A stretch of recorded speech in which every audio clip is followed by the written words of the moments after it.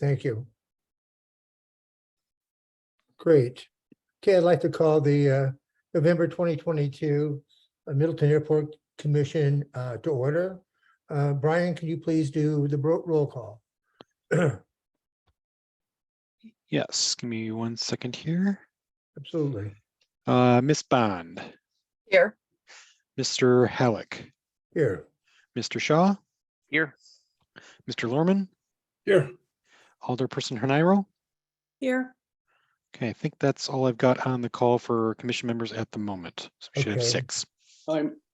This is Oh, Kevin. sorry. Sorry, Kevin. Munson, I'm here. Kevin Munson as well. Sorry about that. So the only one we're missing is then Luke. Correct. Okay, great. Next item is the proof of posting and notice. Yes, the agenda was posted through our various channels. Yep, and Rich, you had on your door? We did. Great, thank you. Excuse me. Next item is the approval of the minutes. I'll give everybody a couple of seconds to look through them, see if we have any modifications. If not, I'll entertain a motion. I'll move to approve the minutes with some changes. Okay, Lisa, approved with changes. Lisa, what are the changes that you'd like to recommend? Okay, on page, and I'm going by the minutes pages, page 2 of 3. Yeah.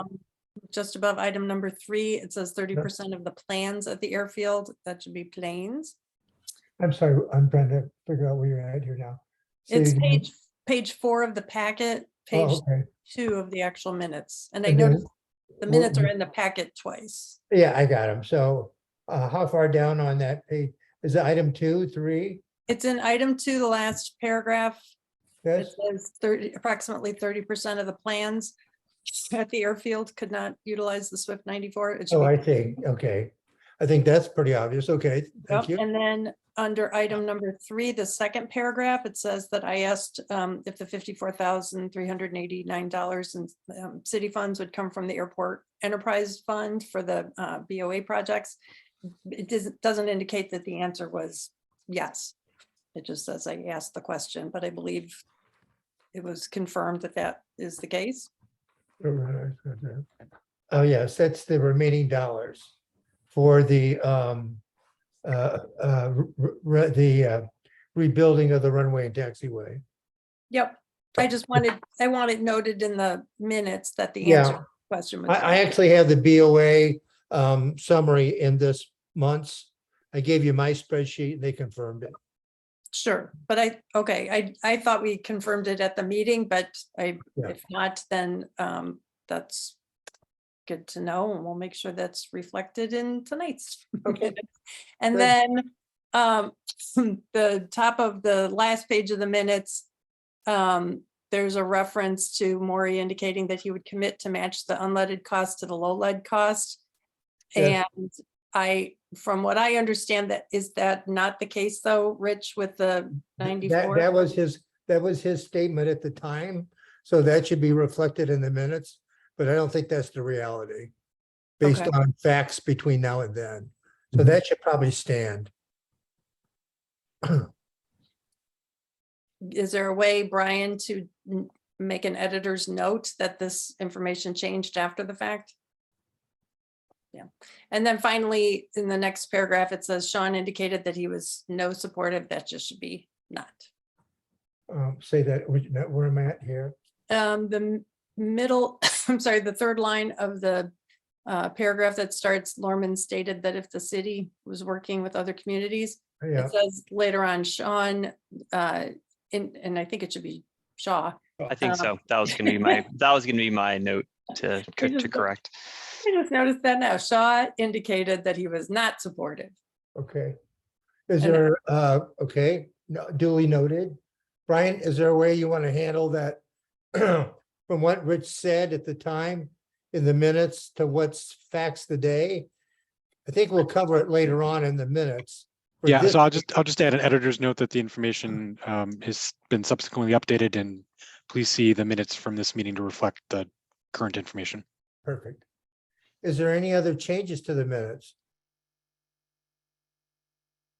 I would make a recommendation to accept the minutes with the changes offered. So I don't know if that'd be a first or a second. I guess it would be a second then. Any additional comments or changes? If not, then I'd like to call the vote. All in favor of accepted minutes, please say aye. Aye. I, Opposite, same sign. Okay, the minutes are approved. Moving on to the chairperson's report. I wanted to see what the latest was for the TDS fiber installation. It kind of dropped off the face of the earth. I sent an email to Robin Lugo and got no response. So I sent it to one of my contacts, Senior Vice President of TDS, and I haven't heard back. Of course, it's only been a couple of days ago. So from the city's perspective, where are we? Yeah, and I can have Mark jump in as well, but what we're waiting for is trying to figure out who can draft up the easement description for where the connection would go into on city property, so we can record that against the county register of deeds. So we're trying to get a hold of TDS to see if that's something they can do or if they need us to do it and figure that out. Yeah, on a typical project, who would do that? Just curiously, is that the city's job or is it the contractor's job? It really depends on the project. I think this is if it's private development type of thing, typically they draft those up. Because this is a public project working with another public utility, it gets a little bit more complicated. Okay. And John, I would have thought we had one from, I would have thought, I mean, we built this whole thing. I would have thought there would have been something somewhere in somebody's file. not that we could find, and I reached out to Robin on August 9th, September 27th, and October 6th. So, or actually, no, it wasn't October 6th, it was September 27th. So anyway, she was gonna shop around at TDS and find out the right person, and then never got back to me. Didn't get back to Okay. us. Well. Maybe okay, they aren't interested. I'll keep pushing. And you keep pushing and see if we can get it done. And then the petition that we made to refurbish the runways and taxiways, has that ever made it to an agenda somewhere for the Common Council? I assume it's got to go to the Common Council. Yeah, we have not scheduled the hearing yet. So we have not yet done that. We take it through the Planning Commission typically when we have these petitions. Okay. I just like to make sure that the things that we work on and get handed over to the Common Council gets acted on, it's kind of a due respect for everybody to do that. So if you could keep us updated on that, that would be, that'd be great.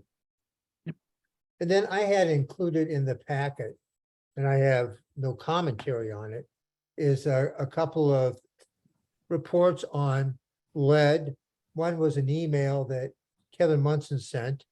And so it was, I don't know, because of open meeting rules, everybody may not have had the opportunity to view it.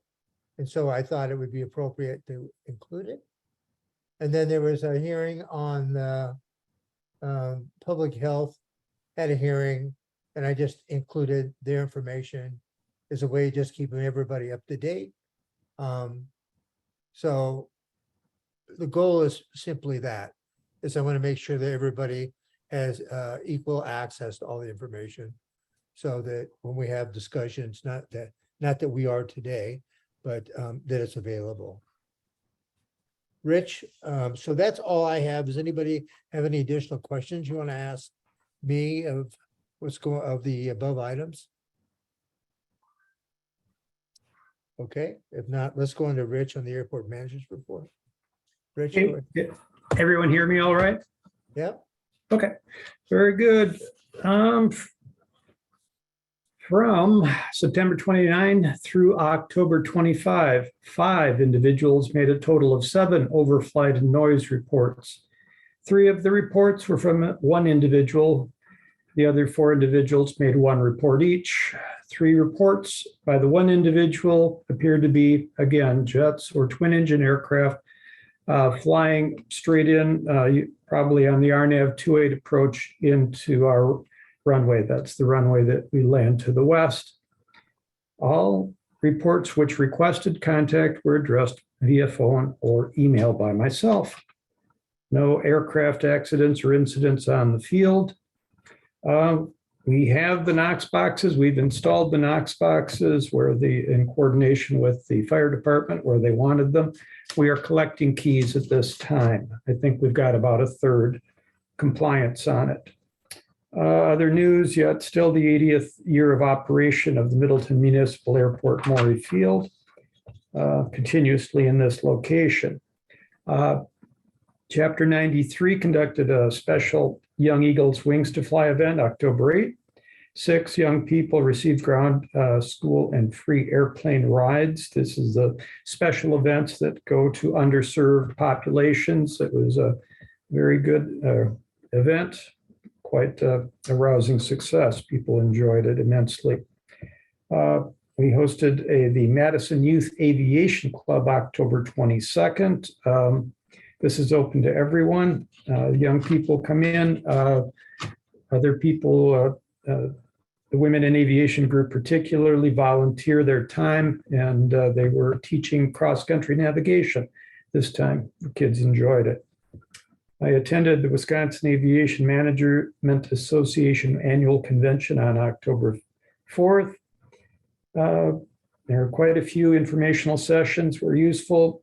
And again, AvFuel conducted one on the future of the UL 100, which is a GAMI, and then the R100, which is the Swift no-leaded 100 fuel, with no real conclusion other than they're anticipating this to be low lead phased out in the near to medium future. That's all that they concluded on it.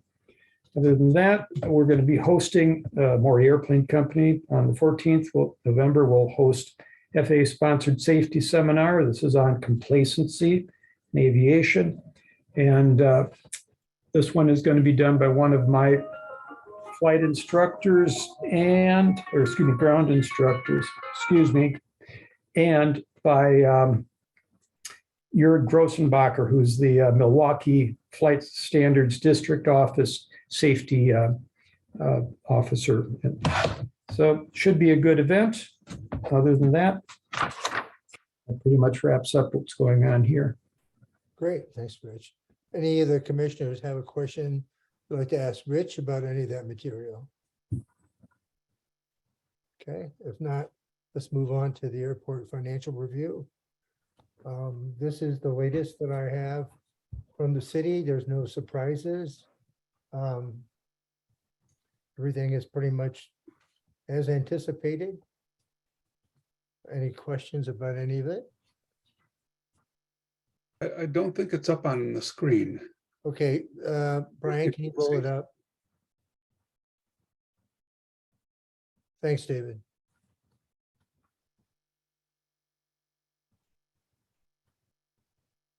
Yeah, I've got 2 computers going, so I'm looking at the other one, so I'm not paying as much attention as I should. Brian, do you want me to try and screen share the packet? I've got it. Just give me 1 second here. Okay. It's taking a second to load. I'm still at the office, so I have more screens. Yes. Yeah, the packet was up and then it disappeared. Oh, it was up. Okay. It's gone. Well, I can speak from personal experience. It's not that easy to host a meeting and display packet and take notes all on one laptop. Yep, it's pretty small. There we go. There you go. Might see it there. Okay, that's at 100%. Okay.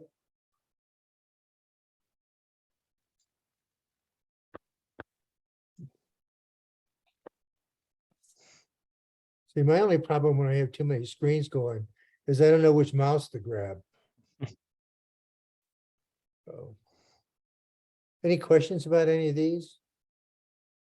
pretty much standard state. If not, why don't we move on to the next report? Which is the Bureau of Aeronautics one. So last time, I said there would be roughly about $60,000. I gave an exact dollar amount. But obviously these, if you've worked with the BOA, these numbers change throughout. So here you can see what the applications are for the different items.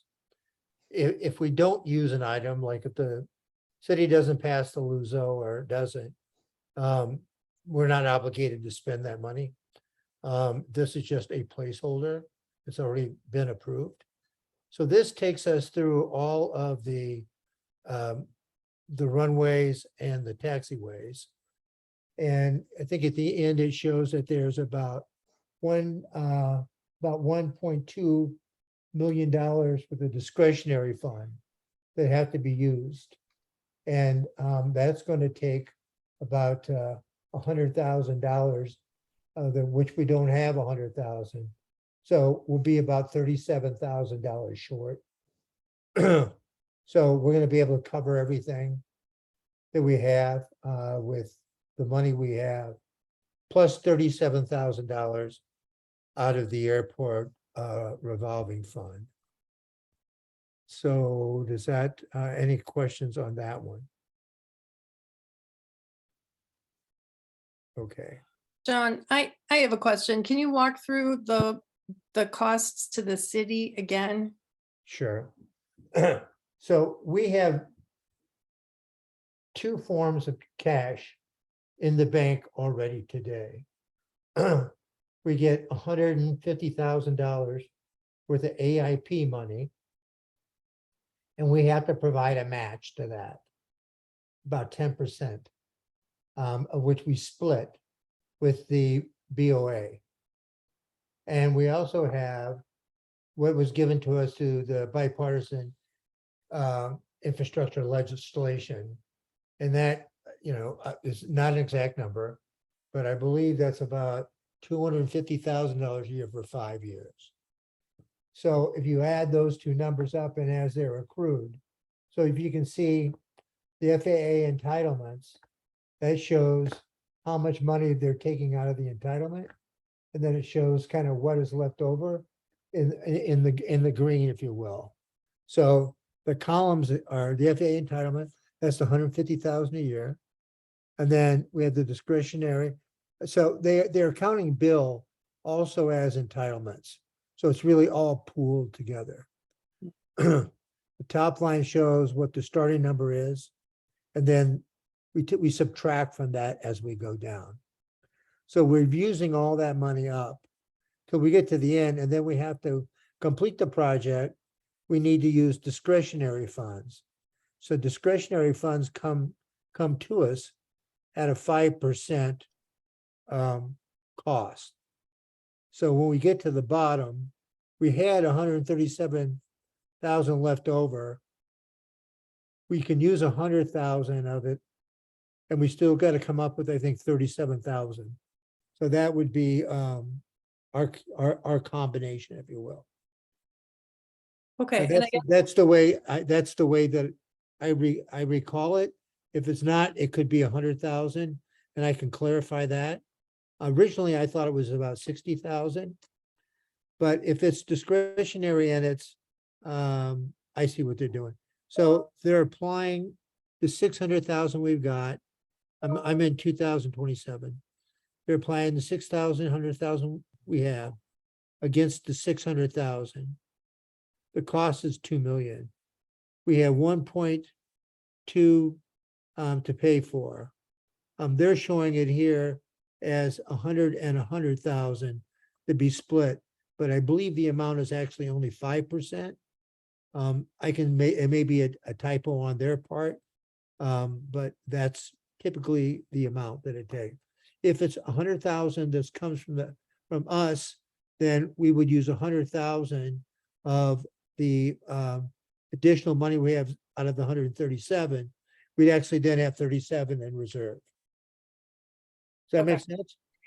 I think so. What I'm really trying to get at is the local column, all of Yeah. that funding, it sounds like you're saying that is going to come from the infrastructure funding that the city will get from the feds. Is that what the green column is? I mean, my bottom line is I want to make sure that the Airport Enterprise Fund is the source of the local money that we need to contribute for all of these projects. There's no new money. This is all airport fund money. There's nothing additional comes from the city. From the Airport Enterprise Fund. It only comes from the Airport Enterprise Fund. And Okay. it's a line item column. If you look at the preceding, then you will see here entitlement match. So that's the money we contribute every year to match that goes in against the AIP and the bipartisan implement legislation. It's actually a line item in the airport financials. Okay, I'm not seeing anything on this. Maybe you're looking at a different sheet and that's Can fine. you go back up one? Can you go one up, Brian? Okay, stop. So if you see down near the bottom, it says entitlements match. Yep, That's the amount of money that comes out of this fund. And that's what's counted as local. okay. All right, but you're saying that now I'm confused because you said there's no new funding coming in. I guess I'm thinking of the bipartisan infrastructure legislation as new funding, but Yeah, they treat that as part of the AIP. It's in the same column. okay. And then also just to confirm, these are all present dollars, right? Well, it is in present dollars, but I think they've adjusted it. If you remember from the last sheets that I gave you, they adjusted it for future costs. But you're right. I mean, you don't know until you get there. Okay. All right. And you don't know till you bid it either. This is their estimates of the bids. Okay, thanks for that clarification. Yeah. So whenever you're dealing with this stuff, even sometimes we get in the middle of it, there's a change order or there's something. I mean, these are just, I would almost call it indicative pricing, but they're usually pretty close. And then anytime we've had an issue, BOA usually comes to the steps up to help cover the rest of it.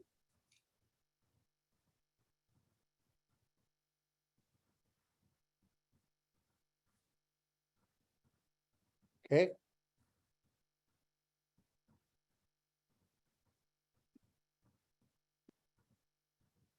All right, so if there's no other questions on this, we can go ahead to the next item.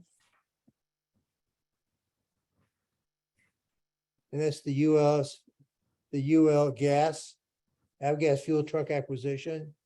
So Rich did some research, or Greg did some research on trucks. And there was a trailer, and then just today we got something on a stationary tank.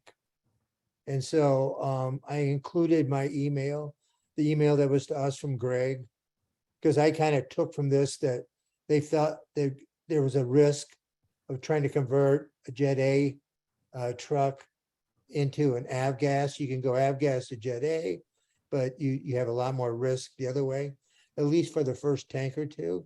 So I wanted to share that with everyone else. But Rich, do you want to go through this, or do you want me to go through what Greg said?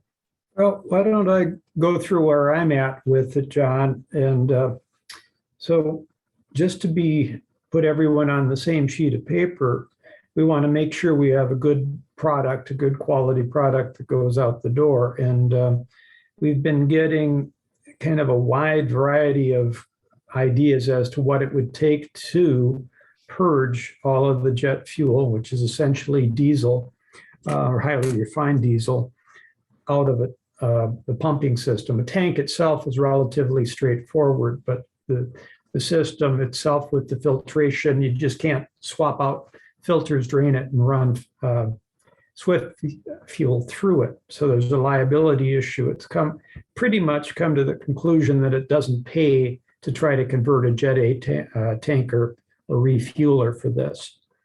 So now we're looking at other options. There are some 100 octane refuelers out there. We could spend close to 200,000 on a brand new one, or 140 probably by the time we got it here.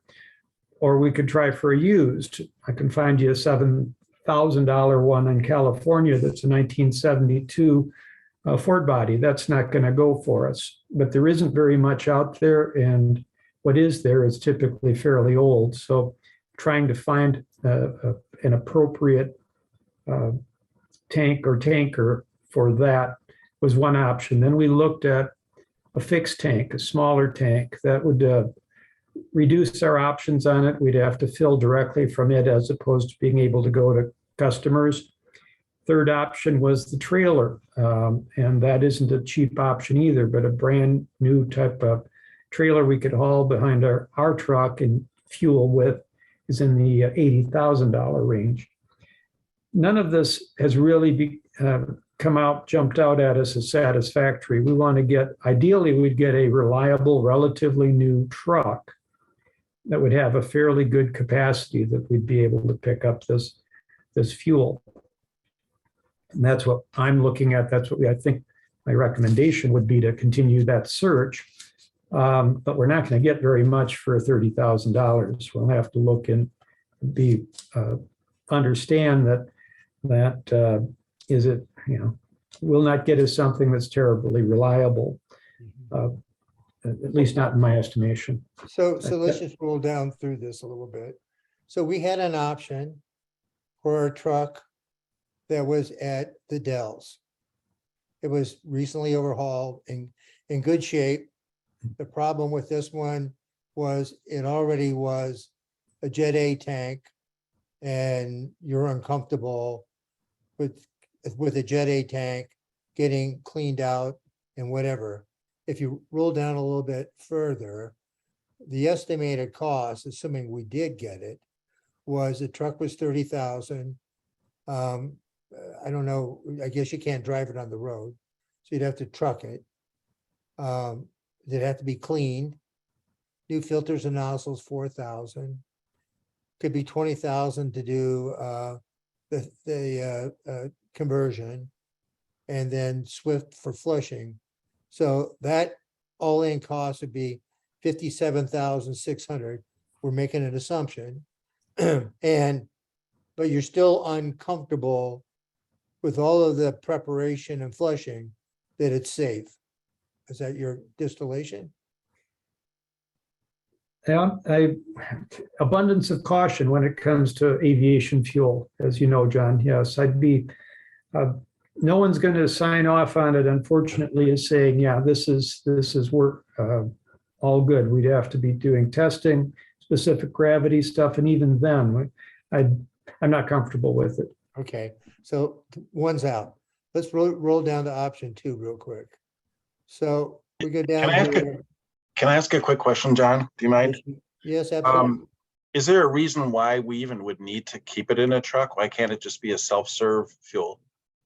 Oh, we certainly could, but putting up and I think the self-serve option would be ideal, but that's considerably more expensive. So The tank's nothing. It's wiring it in, the ability to charge, all of that stuff is. As Rich said, the tank's nothing. So here's option 2, was a fuel tank that you could easily use. It currently had 100 low lead in it, which is commingleable. And then that was in Ohio. If you roll it down a little bit, you can see the truck. It looks like it's a pretty darn good truck myself. It's already got all the placards and everything on it. The price for that was 36,000. It would be, it's already been refurbished. The truck has got a diesel motor and automatic. The diesel is problematic to Rich. I'm not so problematic with it personally, I mean, when they built this, the Alaska pipeline, they didn't put all those trucks every night in a hangar or a garage. They plugged them into a block heater.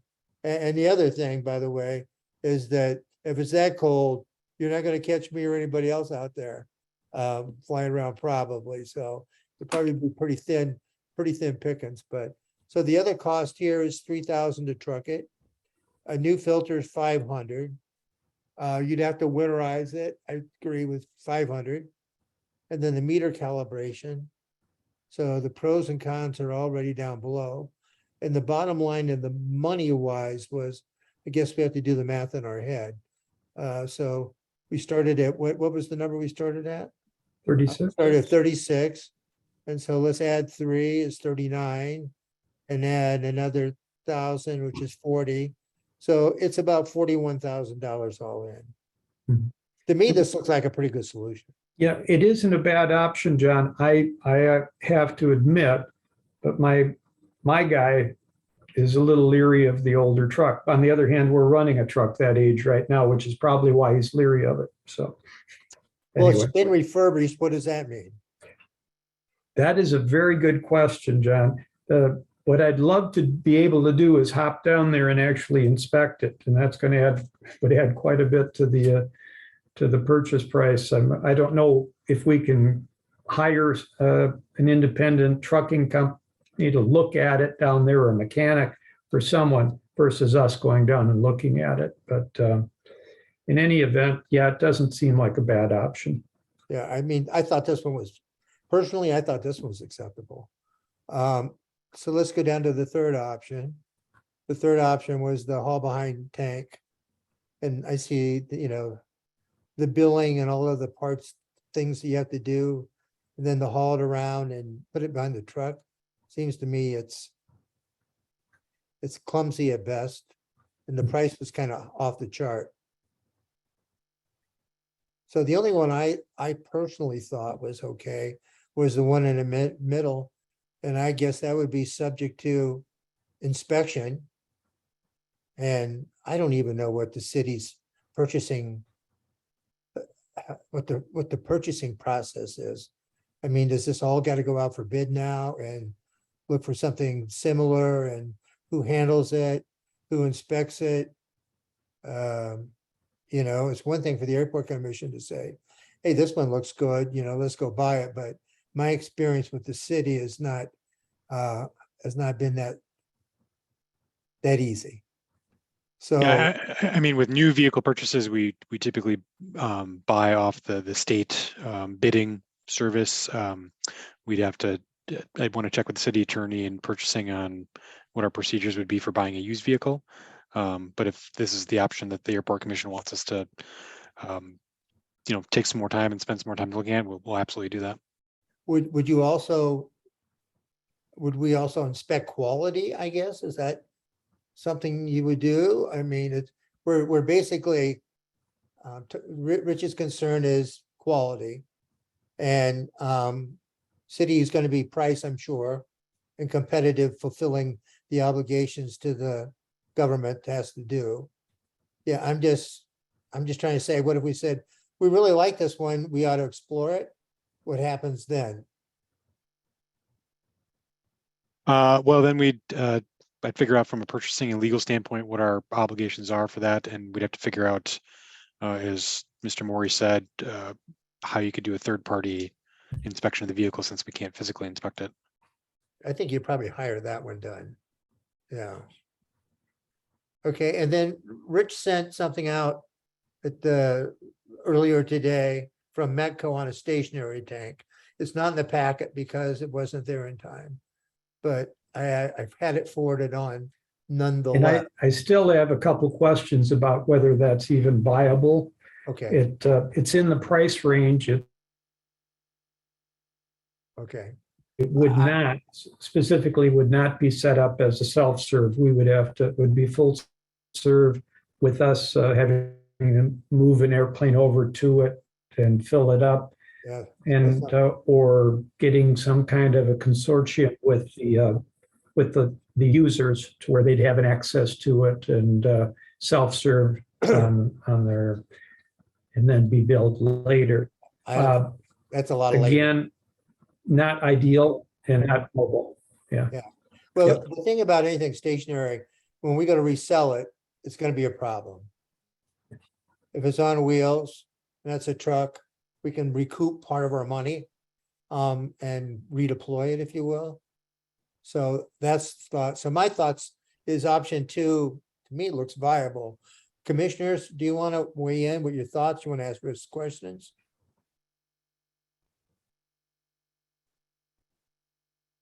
Anybody have any thoughts on this stuff? This is Kevin. Just a question for Rich. Rich, I mean, what do you think's the most viable at this point?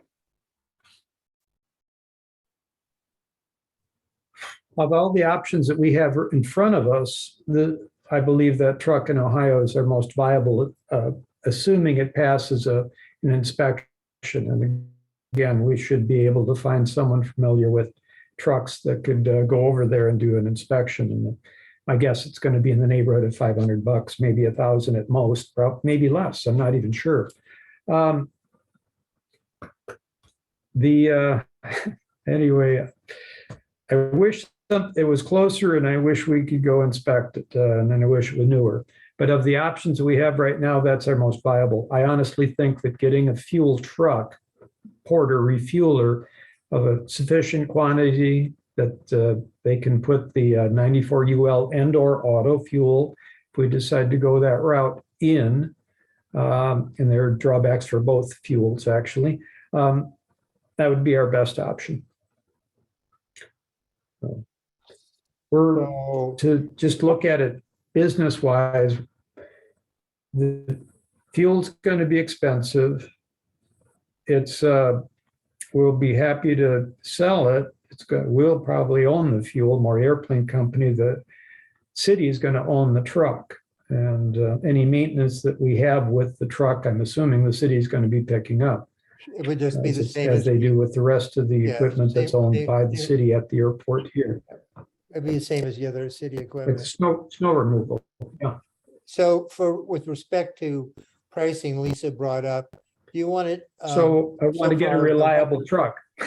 Well, for the record, why don't you go through what you discovered with pricings so that we can get it in the minutes? Your conversation Oh, with Smith, okay. When I first spoke with Swift Fuel, I think I spoke with the salesperson, and they said the fuel costs about the same as 100 octane, maybe a little bit more. Well, in looking at it, even by buying it by the 8,000 gallon semi-load with delivery costs, we're $1.05 at currently above 100 low lead price.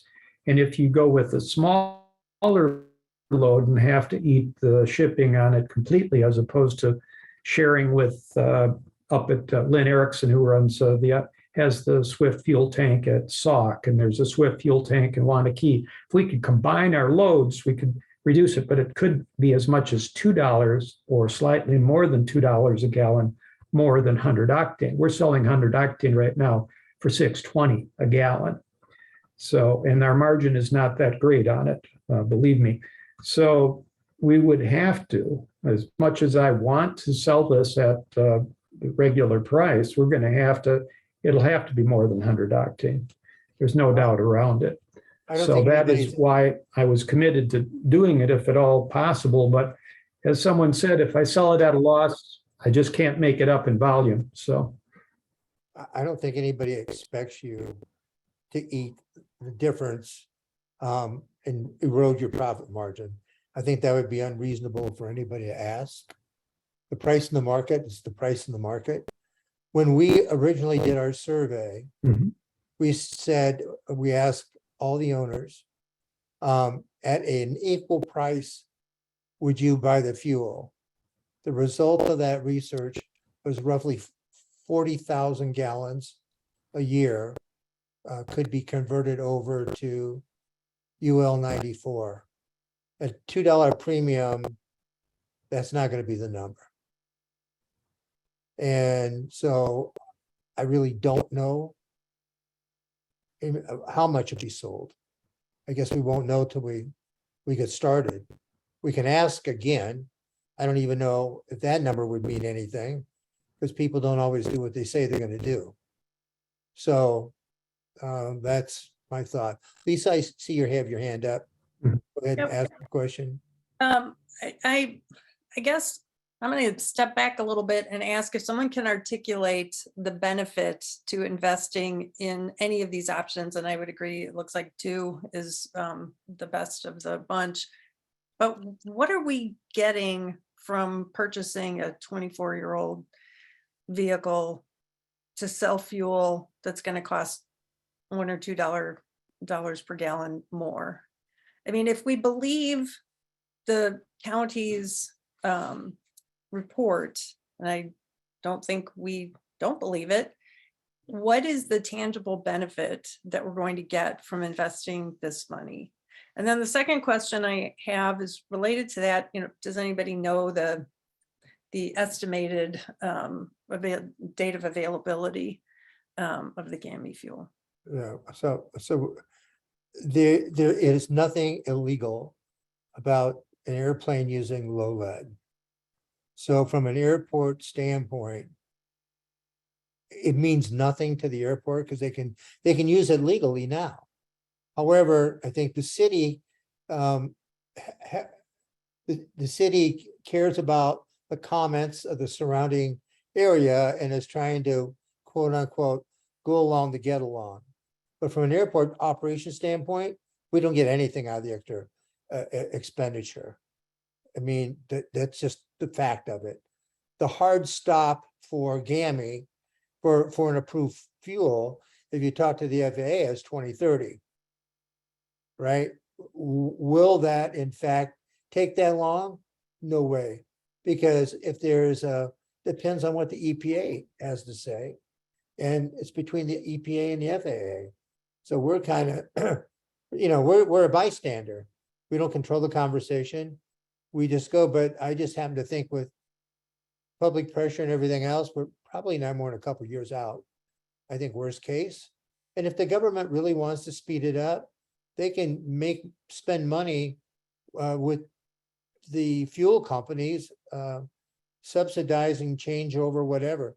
Government doesn't seem to have any problem spending money, and they could put it for the changeover. So I mean, that's what I think of the logical steps. So Rich, you had your hand up first. Go ahead. May I just wrap up my comments? I guess I'm leaning towards, whatever this commission decides to do, if we take a proposal to the council, I want to see it have some justification and in detail with numbers. And I say this because on Tuesday night, I saw a good project that was partially funded by the ARPA funding from the federal government. I saw that project get gutted because we could not articulate the benefit to tenants in buildings that were going to be, and I hope still will be, renovated to make them clean, energy efficient housing for people of low incomes. So if that's the standard that council has for using federal funds, you can be sure they're going to have that same expectation for anything that's going to cost the city money, and that includes the enterprise fund. Yeah, my only comment before we go to Rich is that there is a standard out there, whether it's the right standard or not, I can't say. There's a future airborne lead standard that's going to be lower? I can't say. But as we sit here and now, based on the measurements taken, we're well below what the current standard is. Again, I'm not saying that's the right standard. So how do you articulate when you're so far below the current standard that you need to reduce?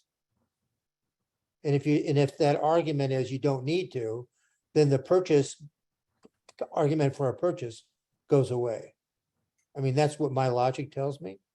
And then the direction is, let's stay where we are and wait for the GAMI 100 UL. And we were at that point a year or so ago, but then social pressure is what it is, and the city trying to accommodate, kind of give us directions, this is direction we needed to go. And we try to follow what the city's needs and directions are, so. Rich, you want to go ahead and jump in? Sure, John, I hate this word actually, but I'm going to use it. It's called aspirational. It's leading the way in a way. We are committed to going with no leaded fuel when available, as you have said, it will not be 2030. It's going to be much sooner than that. There are some people who will spend the extra $1 or $2 even a gallon to buy this fuel. There may not be a lot of them. Sauk Prairie burns sells 8,000 gallons a year, 8,000. We sell about 8,000 gallons of 100 octane a month here. So it's quite a small market, kind of a niche market in a way. But and I'm not saying that this makes economic sense, but what I am saying is that there is a market. There would be people that would be interested in doing it. I'd even try it in a couple of my trainers, even though it'll raise, in theory, my costs of operation. There are benefits of running a no leaded fuel for maintenance as well. But the reason I've been trying to find the least expensive option is simply that we're not going to make money on this project, or not enough to pay back our costs and expenditures. So we want something that's reliable and reasonably priced. But Yeah, I don't think that answers Lisa's question. Lisa's question was pretty straightforward. Is there a reason we have to do this? oh, there's no reason why we have to do it at all, Jen. Well, We just don't to have to. clarify, just to clarify, my question really was like, what's the cost benefit analysis telling us?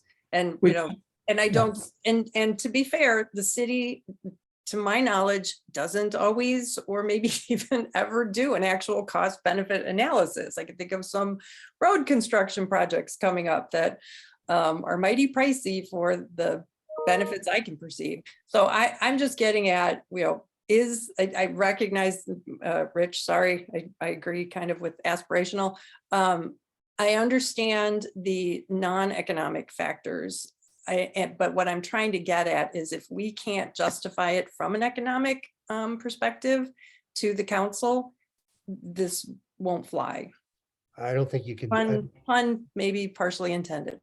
I get it. I don't think you can do it, to be honest with you. So I got some hands up here.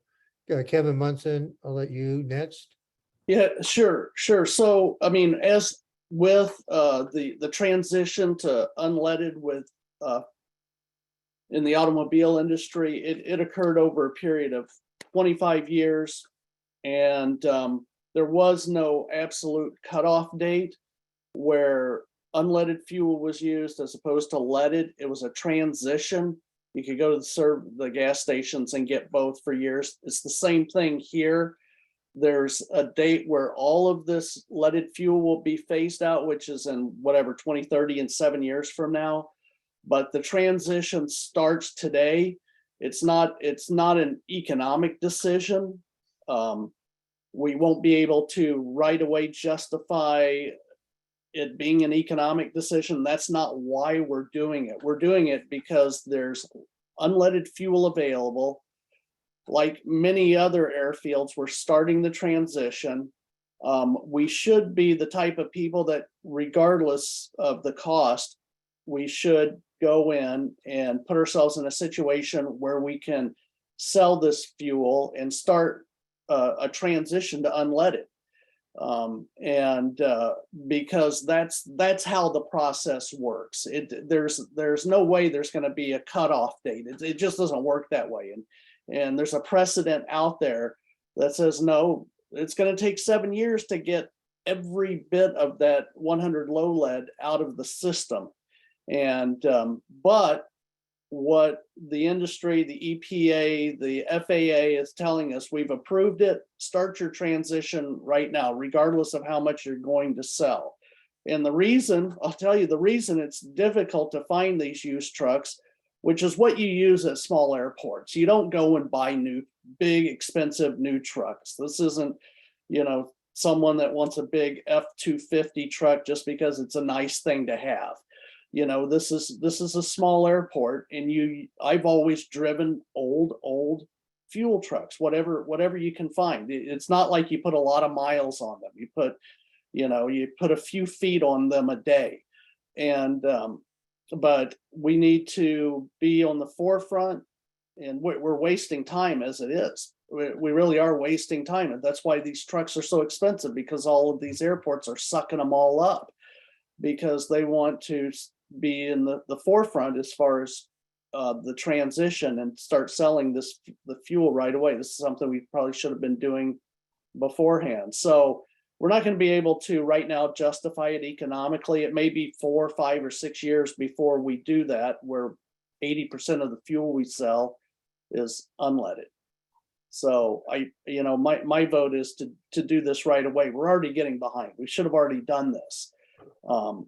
So that's just my 2 cents. Well, I think the fact of the matter, to Lisa's point, is we get, the number is not on the top of my chemo brain right now, but I think we get something like 8 cents a gallon flowage fee. Whether it's 100 low lead or it's 94 UL, we're going to get 8 cents. There's no change in revenue, none whatsoever. There is a truck that we will purchase and we will have to maintain. That's on us. And that's just the cost of trying to make a transition, if you will. And so we will spend money. We will not make additional money, but we will, from a social standpoint, doing some good. Let me go to the next one. David Lorman. David, go ahead. Your hand's up. Yeah, thanks. Thinking a little out aloud on this, following the lines of Lisa. So what do we say to the city, right? And I think we're formulating that argument right here.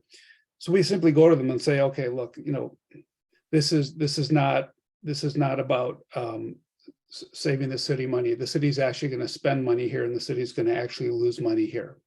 So the city's going to spend $60,000 on a truck, and the city's going to maintain a truck at a loss until 2030 or as long. And really, basically, that's what it boils down to. Until we sell it. Until we sell it, yeah. And so then what we do say to them is say, we quantify the amount of fuel that we're actually going to consume at the airport that's unleaded. And I would look to Kevin for some assistance here. So quantify it into lead, okay? And so for the sake of discussion, if what we've heard is that there's 273 pounds of lead emitted in the area each year. I don't know if that's all attributed to Maury, but it's a figure. Okay, what percentage of that now will be lowered in the sale of an unknown quantity of now this low lead fuel? So if it goes down to, if we're going to accommodate 73 pounds, then that's it. So there will be 73 pounds less of lead emitted annually at the airport. And so I think if we're going to go to the council, that might be one approach to say, combine what Kevin said. It's time to get ahead of this. It's time to be on the leading edge of this process, because it's going to take time, but now we're in a position to start transitioning, because maybe at some point a 100 unleaded solution will be able to be put in an unleaded 94 tank and sold. And no matter what the case is, it will be sold at the profit margin of 8 cents per gallon. And the city will simply have to be financially responsible for the maintenance and upkeep and purchase of that vehicle for as long as it exists. So that's just kind of what I'm formulating at it. And from the perspective also for the airport and its operation, it's going to be an added burden on them because there isn't going to be a system to, grab a credit card at the truck and allow people to get fuel after hours and things like that. So it's going to be a little bit of a premium delivery service and things like that. So that just has to be part of the discussion and get some details from the airport on that. Thanks. Mr. Shaw, you're next. Thank you. Yeah, I mean, I think the neighbors around the airport really have been politely pushing to get no lead at the airport. And I think anything we can do in advance of 2030 to help our neighbors, I think is the right thing to do. I don't think we're going to make money, right? I agree. And I think if it's a $2 premium, there may not be, the surge in demand that we thought we saw with that initial survey, but I do think it's the right thing to do. And yeah, I don't have any hard hard numbers to convince the city that spending the money is going to make the money, but I do think it's the right thing that we should do. Lisa, you had your hand up again. Yeah. Well, first of all, thank you all for your comments in this discussion. I think it's really good, and I think Dave is right. This discussion can be packaged into an argument to make before the council. To Brian's point, I agree it's the right thing to do. I also think it's the right thing to go through with this ARPA project that I just saw get gutted, and to me, it's a policy choice that we can't monitor, we can't come up with a dollar figure for some of the tangible or, less tangible benefits. We need to try, or we just need to accept that we have a policy and we're going forward with the policy, even if it winds up losing us some money. And on that point, I wonder, is there anything in our assurances that prevent us from having a different surcharge for leaded fuels to incentivize people to migrate over to the unleaded? There's nothing in the fuel pricing, but there is in the FBO contract. We've agreed to, in the FBO contract, to certain numbers, basically, of flowage fees that we can't change only by a penny or so a year. But the price set for the fuel is a function of the FBO and the amount of money they purchase it for and the profit margin that they want. So it's not uncommon on the field to see two FBOs have two different prices at an airport. So the assurances really have little to nothing to do about it. But I do have something to say on funding. And that is, this has already been approved by a prior common council. They approved to pay $50,000, I think I included in the packet, $50,000 for unleaded fuel tank. And then there was a split. And then there was a number after that. And we included in the packet the motion that was accepted by the common council. So I don't know how you carry this. I don't, municipal accounting is not my world. I don't know how you carry it over year to year to year or whatever, but it's already been approved. Well, Brian Gatto he can answer that question, because even things that have been approved, the contracts still come to finance and then the council. And there's always the risk that they're going to be turned down.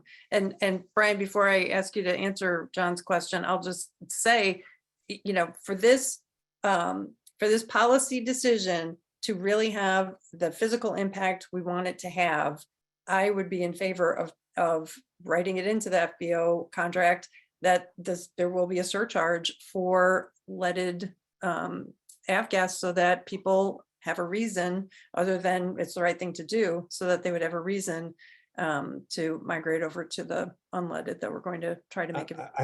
I would be opposed to that, because what you're doing, Lisa, is you're just driving them to another airport where they can get it cheaper.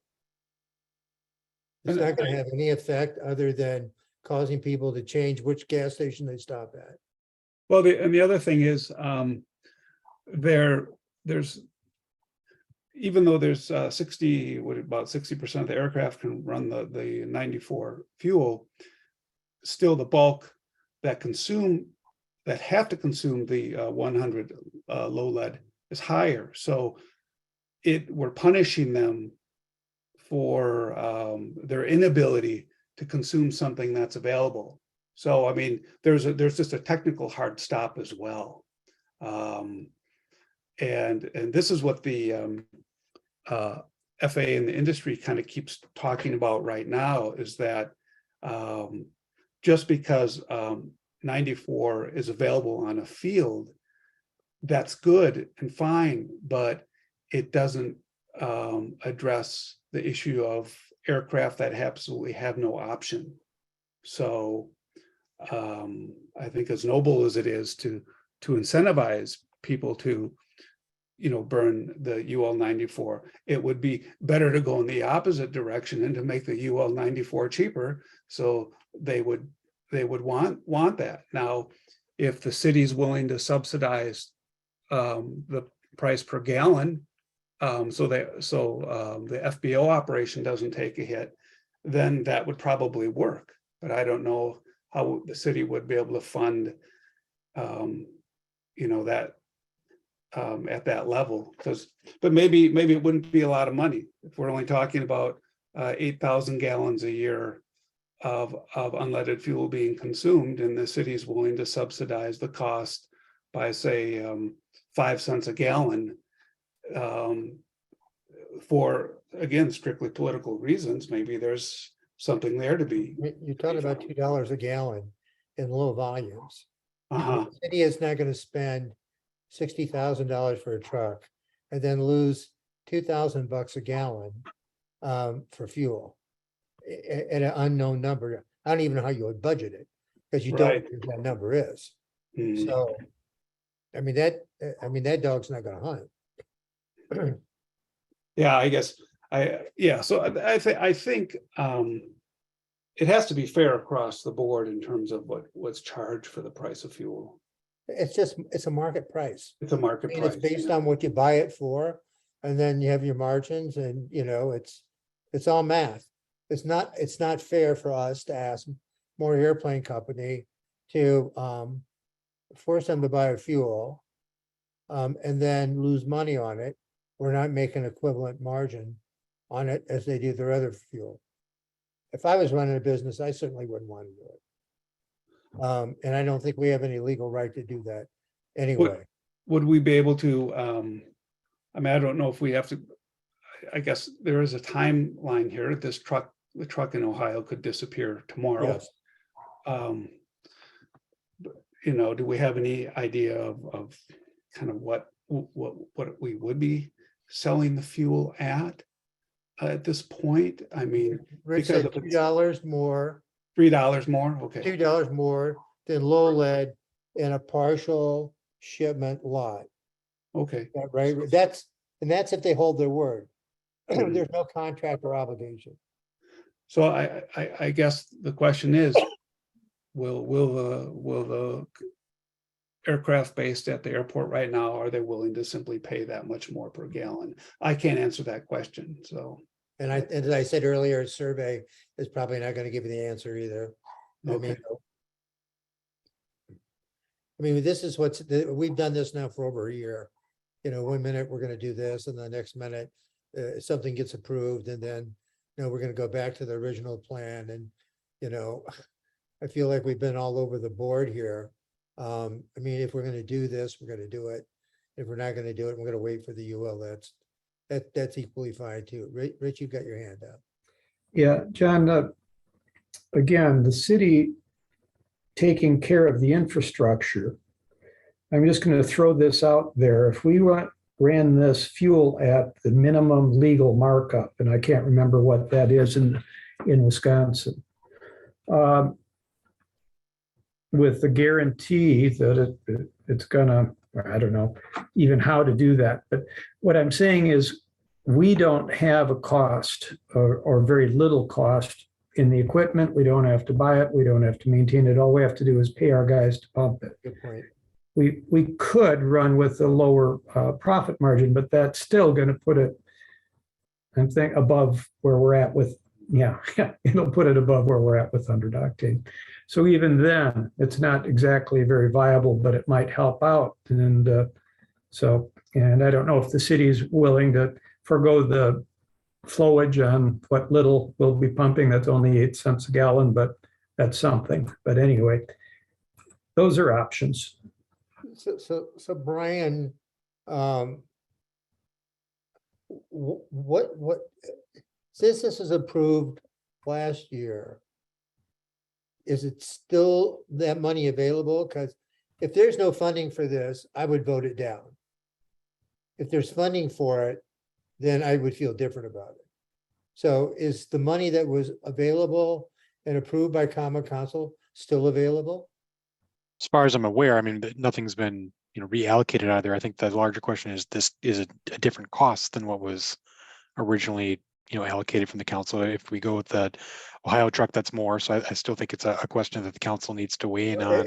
It's not, Brian, because originally we made a motion to the council, and Mike did was say, well, let's take the budget that was provided and we'll raise it 30,000. Well, that's not what we asked for. So we went back to the Common Council and we said, money that doesn't come from the airport fund. We need this because the money that's in the airport fund is all we have, and it's decreasing every year. And then the city voted on approval of, and I included that in the packet. It was the second approval. It was put forward by Luke, I think, yes. So it was their request. So that was the 3-1, right? And Burke made the motion, and it was seconded by Vizard. And so they include 60,000 from, this is city mechanics. So I'm not really sure how that all works out. And then, so at the end of the day, this was what was, I think, was approved. So there would be 45,000 from the tax district. And then 30,000 would be paid from the fund. And then anything residual would come from District 3. So it was a sharing, if you will.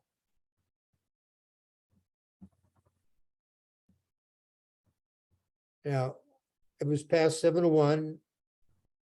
Sullivan at the time was head of the finance. I don't know where this leaves us. Lisa, is your hand still up, or?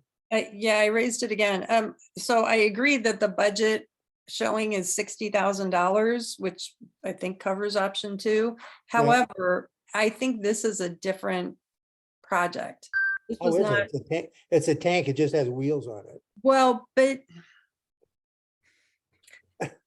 the 60,000 was to take on design, engineering, and construction administration for a fuel farm project. That's not what this is. So I think it would, I think a request would need to be made. Brian Gatto, correct me if I'm wrong, but I think there would have to, I would say this has to go back to council with a request to change the scope of the project that they funded. I would agree. It would be a change of scope. Yep. So then,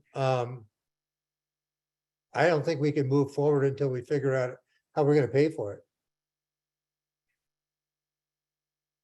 Well, I think we've got the 60,000 earmarked. It's just, it's a different project, and council can decide that it's similar enough. I mean, the whole purpose of the fuel farm was to get unleaded fuel available. So this meets the same goal. It's just a different project. Mm-hmm. Yeah, I think it's still, again, going back to the original question, I think it would make sense to, verify what the price of the truck would be, and if there's any negotiation room on the cost of the truck, figuring out the third-party inspection of the vehicle, so we make sure that if the council would authorize the purchase of the vehicle, that we would be buying something that, would work for the duration that we needed to work. And then once we have that information, bring that forward to the council with the change in the scope, requesting authorization to finalize the purchase. Got a few more hands up here. So Mark Opus, I'll let you go next. I would also point out in the last year, there's been some changes at the national level. We have the proposed endangerment finding from EPA on the one hand. We have the standardization with the GAMI fuel on another. We have the local Dane County Board of Health with their report findings. So there's various other factors related to this discussion that might influence council's direction one way or the other. Okay. Kevin, you had your hand up, Kevin Munson.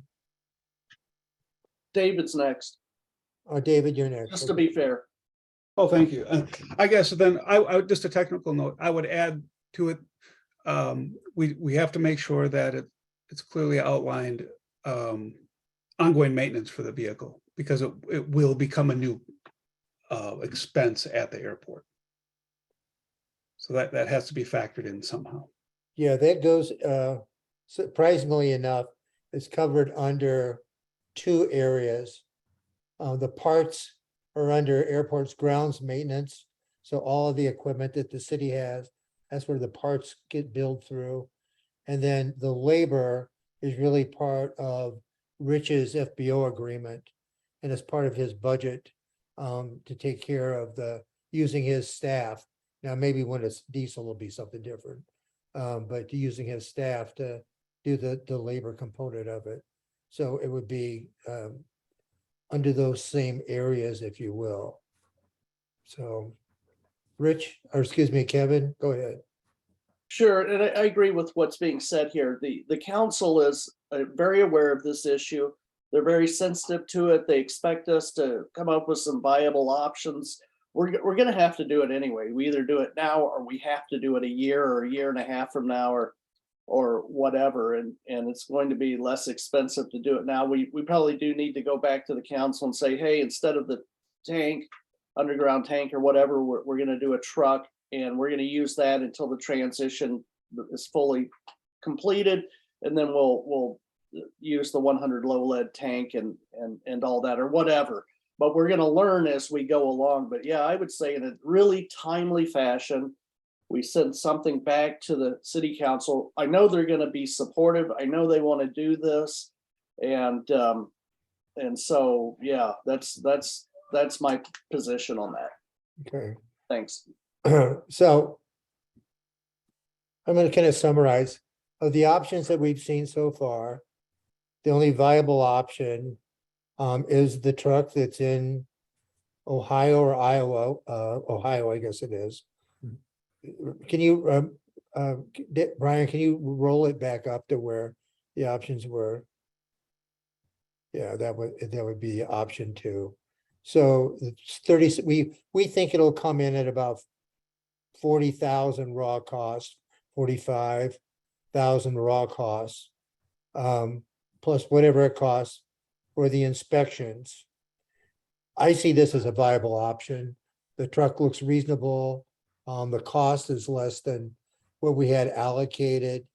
I would be comfortable making a motion to the council that the council consider purchasing this truck, subject to a couple of things. One, a proper inspection and valuation, I suspect. And the other thing is that we can change the scope of the money allocated for the fuel farm to cover the fuel truck.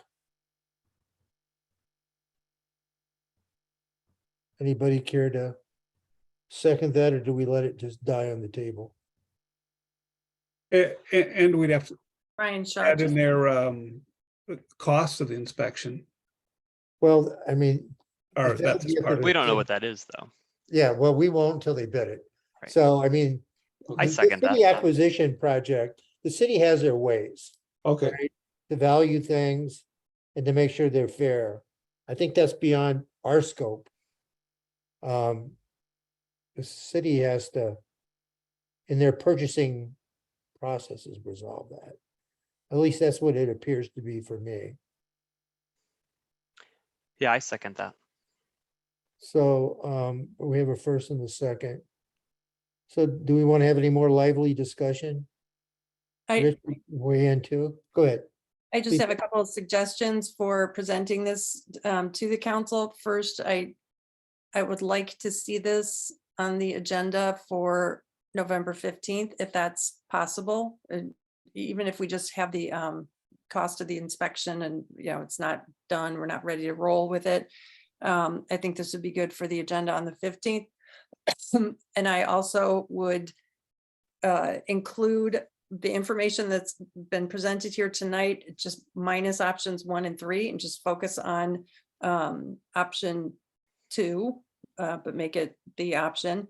And we also need to, as I think Dave mentioned, address or be upfront about the fact that there's going to be a ongoing maintenance cost for this vehicle. Yes, and then that maintenance cost would be borne out of the airport fund. We're not asking the city to come up for new money on that. We're just asking the city to help us make the purchase. I mean, Rich, on your trucks, I Yes, mean, what is the annual kind of maintenance typically for them? They're all roughly the same age. yeah, well, okay. We have a relatively brand new one for the 100 octane with an old tank and old pump on it. I would have said that maintenance has been relatively minor on them until last week when our drive shaft went out on the fuel pump. Now we're looking at about $5,000 to change that out. The 100 octane or the Jet A truck, ongoing maintenance, I don't think we're spending more than $1,000 a year on it, probably closer to 500. And then the tires, surprisingly, the tires do wear out, but I've got, anyway. Yeah. Yeah, I would figure it would be pretty nominal. And diesels actually are usually a little bit more economical to keep running. Mhm. So. Okay, so we have, so you want me to omit, Lisa, to amend, you make or. I think to the amend only, well, I don't know if it's necessary to amend it to reference the ongoing maintenance costs. I don't think it is. I just wanted to make sure that we had a date in mind for getting this to the Finance Committee. I don't think the motion needs to be amended. I would say, since this will go first to the committee that I chair, Finance, I would very much appreciate seeing a draft copy before it's shared with the rest of the Finance Committee and the council. So, how do we, well, I guess we should finish voting on it and then, or what are the logistics here, I guess? Mark, Opitz, Brian, what are the logistics once we pass this? What do you need from the airport commission? What are you gonna do? How do we get it to the common council or the subcommittee by the 15th? I mean, to answer that question, we draft up a resolution from the airport commission to the common council and finance committee, asking for them to authorize the purchase of this vehicle and change the scope of the March 1, 2022 authorization to cover this truck with the conditions and limitations that you expressed as part of your motion. In terms of other information that we need, I'm not quite sure what we need yet. We'll start putting that information together, and if we need anything else, we'll reach out to Rich or others as need be between now and when the packet goes out for that council meeting at the end of probably next week. Okay. All right, so you really don't need anything from us. If you need anything, you'll get with Rich. Yeah, I wouldn't even know where to start to find an appraiser or anything else, but the person in Ohio probably has resources, or we can probably get resources somewhere. But we can figure that out, I'm sure. So we have a first and a second for the motion. Any more discussion on it? You know, I think, I mean, we could say, gosh, maybe we can find another truck for 5,000 less. I mean, but maybe not. Maybe it'll be 10,000 more. I mean, this is one of those things where you're just taking a chance on a day-by-day basis. And the other note I might make is that when the truck gets sold, the money can go back to the city. The city funds the truck and go back to the city from my standpoint, or it can go back into the airport fund. I guess we can decide that when that time comes. But, you know, it isn't like you buy something and it's gone forever. It's just money changes states, becomes an asset, becomes liquid, becomes an asset, and then friction it does its bit along the way. So if there's no additional discussion, I'd like to call a vote. All in favor of the motion to purchase the truck in Ohio, please say aye. But can I amend Yep. that Yes, to recommend to council that we purchase? Yeah, we're recommending that council approve this change in our yeah, plan. well, that's what I meant. We have no authority to purchase. Yeah. Okay, Brian might have the wording of the. well, do you want to reread it, Ryan, or you think you got the core of it? I have the core of it, but it would be a motion to recommend to city council the purchase of what we're calling option 2, which is the vehicle that's out of Ohio, subject to proper inspection and successful passing of an inspection of that vehicle. Number 2, approval of the change of scope from the fuel farm project to the fuel truck, which is referenced in March 1, 2022 city council approval. And then third, referencing to the city council that there is a cost of vehicle inspection and ongoing maintenance that would be borne as part of this project. Yes, that's good. Okay. So everybody's good? So I call a vote. All in favor of approving the motion, please say aye. I, Pose same sign. Okay, motion passes. All right. Let's move to the next item.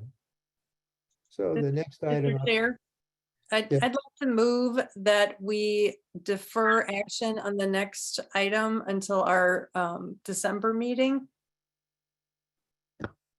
And the reason, 2 reasons. One, I don't think in the time that we have left, and I understand we can continue, but I don't think we have the time to discuss these fully. I have no objections to the events, but I don't feel like I have enough information from the airport event request form, a reference to following our usual safety and emergency plan, and for the crowd control.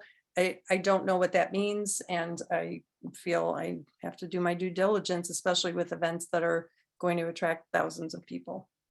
so let me just kind of outline kind of what the policy has been in the past.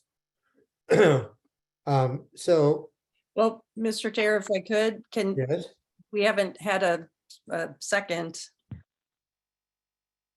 okay. Does anybody care to second? Yeah, I'll second. Okay. All right, so first and second. Now So, now we can discuss. okay, now we will discuss. In the past, the city has all kinds of commissions.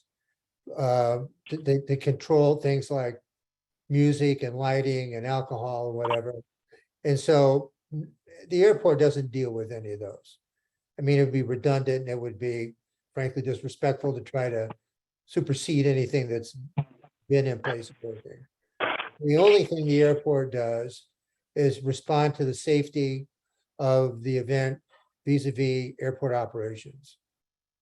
Is it safe? Does it stop the airport from operating in a proper manner? And we vested the airport manager into that decision because he manages the airport.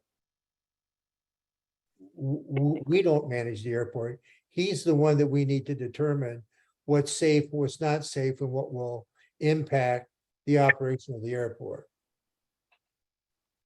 I mean, he is the closest one to that.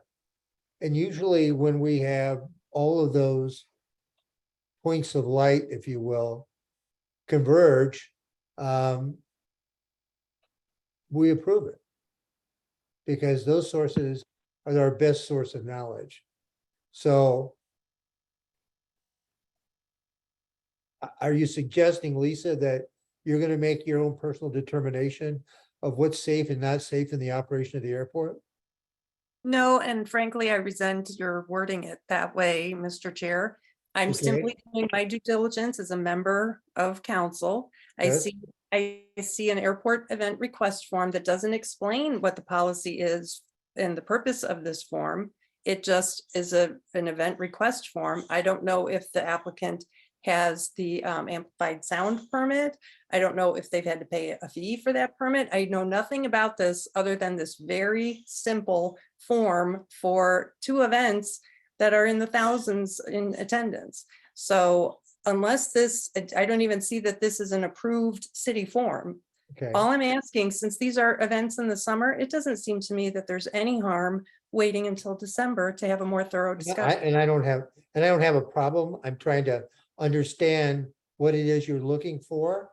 So that if we do have it in December and we do push this, that we can in fact have the materials available to satisfy your needs. So what is it that you would like to have available beyond this form? I would like to see what other applications or permits the applicant has received or at least applied for. Okay. And I would, in connection with these events, I'd like to see the policy added to this form to indicate why we have a separate form for the airport event requests. Okay. And I'd like to see the safety and emergency plan for each of these events that's been the usual one that's been used in previous years. Okay. Thank you. Okay, got 3 hands up. Mark, we'll start with you first. Yeah, I was just going to give some perspective, having staffed the commission over the years. And John, you know this history too. The form that was created was at John's request. The template is, it's basically a template for airport purposes. The License and Ordinance Committee has not wanted to act on noise permits. Amplified sound permits and whatever other permits they issue, alcohol permits, until they know that the Airport Commission has weighed in. So it's a chicken and egg situation. So the Airport Commission has not acted previously prior to the LNO committee acting. I guess that is the first comment I would make. And then secondly, I would note that I believe the applicant is on the call and can answer any questions. He's been on the call for an hour or so. So that's an option for you as well. Okay. David. And the other point I would make is that Right. one of the criticisms in the past was that the applicant was coming to the commission too late in the process, and it takes a lot of effort to plan these events, as I understand it. And so that's why the applicant is here. I mean, he can speak to that, but I know the history of it in the past was it was done sort of last minute, and now, so he's followed the lead of the commission in the past to come in now to request these approvals.